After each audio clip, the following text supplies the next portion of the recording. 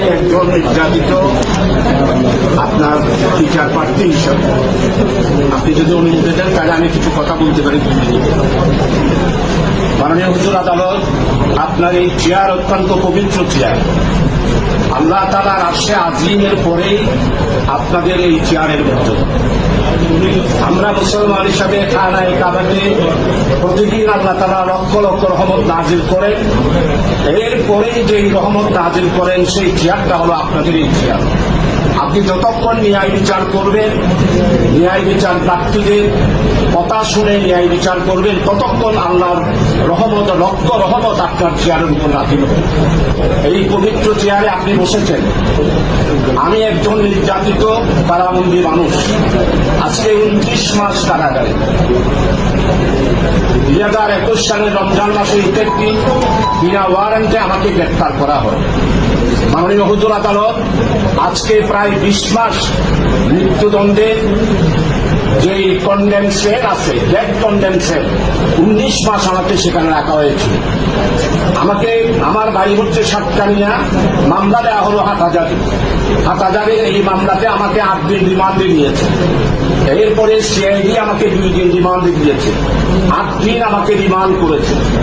এই সব কিছু করেই আইনি প্রক্রিয়ার পর আমাকে 20 মাসের মধ্যেই আমাকে মহামান্য হাইকোর্ট এবং মহামান্য অ্যাপিলেট ডিভিশনের ফুল বেঞ্চ আমাকে প্রত্যেকটা মামলায় আমাকে জামিন দিয়েছে। জামিন পাওয়ার পরে আমি জেল গেটে আসি, আবার আমাকে পুনরায় মামলা দিয়ে আবার জেলে ঢুকানো হয়।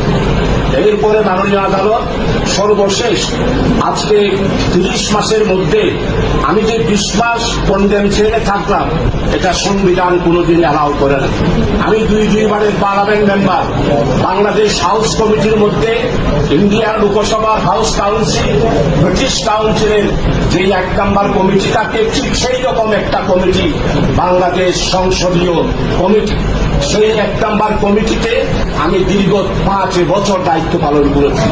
জেল ভিজিটেড হিসাবে 2 বার দায়িত্ব পালন করেছি। প্যানেল স্পিকার হিসাবে 3 বার নির্বাচিত হয়েছি। 1991 থেকে 96 প্যানেল স্পিকার ছিলাম। 2001 থেকে 2006 সালে ব্যারিস্টার জহিরুদ্দিন সরকার এবং ব্যারিস্টার আব্দুল রাজ্জাক সাহেব মাননীয় স্পিকারের নেতৃত্বে 2 বার প্যানেল স্পিকার ছিলাম। মাননীয় হুজুর আদালত, আপনার সমীপে আজকে আবেদন করতে চাই, সুপ্রিম কোর্টের আদেশ বড় না পুলিশ বিভাগের ডান্ডা বড়? আজকে সেটাই আপনাকে প্রমাণ করতে হবে। মৌলানা আবুল কালাম আজাদ কংগ্রেসের ইন্ডিয়ার নেতা ছিলেন, ওনাকে গ্রেপ্তার করা হয়েছিল। জেলখানা থেকে পুনরায় গ্রেপ্তার করার পর যখন কারাগারে দেওয়া হল, তখন মহামান্য দিল্লির সুপ্রিম কোর্ট 1 ঘন্টার ভিতর মাননীয় মৌলানা আবুল কালাম আজাদ কংগ্রেসের সেক্রেটারি ব্রিটিশের সেই শাসন আমলে তাকে আর গ্রেপ্তার করতে দেয় নাই। সেই নজির রয়েছে। আফ্রিকাতেও এইরকম অনেক কোর্টের নজির আমাদের মাননীয় আইন বিভাগের সভাপতি, আইনজীবীর সভাপতি সাহেব আপনার কাছে উল্লেখ করেছেন, অনেক নজির রয়েছে। আজকে আমি এই 28 মাস জেল থাকার পর, 20 মাস কন্ডম ছেড়ে থাকার পর মাননীয় সুপ্রিম কোর্ট আমাকে শ্রেণীপ্রাপ্ত করে আদেশ দিয়েছেন। সেই আদেশের পরিপ্রেক্ষিতেই আমি এখন শ্রেণীপ্রাপ্ত একজন আসামি হিসাবে কারাগারের মধ্যে জীবনযাপন করছি। আজকে বিচার বিভাগের স্বাধীনতার জন্য বক্তব্য রেখেছি। আজকে আমি একজন গণতন্ত্রকামী মানুষ, গণতন্ত্রের জন্য আন্দোলন করি, মানবাধিকারের জন্য আন্দোলন করি, মানুষের ভোটাধিকারের জন্য আন্দোলন করি। বাংলাদেশ জনগণের মালিক হচ্ছে বাংলাদেশের মালিক। এই জনগণের মালিকানা প্রতিষ্ঠা করার আন্দোলন করতে গিয়ে আজকে এই দাঙ্গাতন্ত্র, লাঠিতন্ত্রের এই পুলিশেরা আজকে কোথায় আমাকে অ্যারেস্ট করেছে এতদিন 20 মাস, 28 মাসে এই মামলা আসলো না।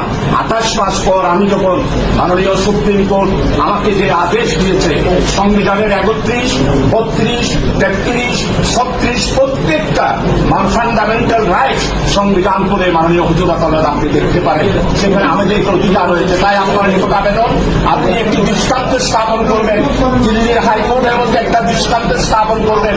মৌলানা আবুল কালাম আজাদকে যেইভাবে রিঅ্যারেস্ট করার পর মুক্তি দিয়েছে, আপনিও আমাকে আজকে তাদের এই অ্যারেস্টের বিরুদ্ধে আমাকে মুক্তি দেবেন এই আশা করে, এই আবেদন করে, হামবেল সাজেশন রিকোয়েস্ট করে আমার